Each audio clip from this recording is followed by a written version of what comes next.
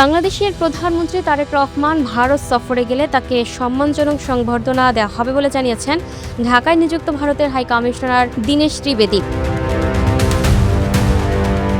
মঙ্গলবার রাতে রাজধানীর একটি হোটেলে বাংলাদেশি ব্যবসায়ী ও ভারতের কনফেডারেশন অব ইন্ডিয়া ইন্ডাস্ট্রির প্রতিনিধি দলের সম্মানে আয়োজিত সংবর্ধনা অনুষ্ঠানে তিনি কথা বলেন।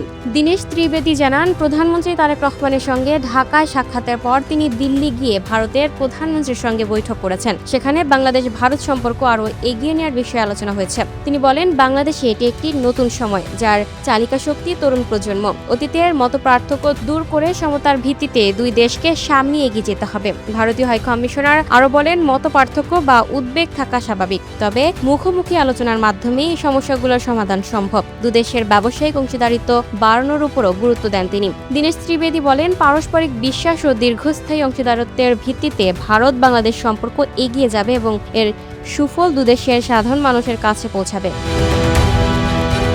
Lucky Akter, up to date news, Dhaka.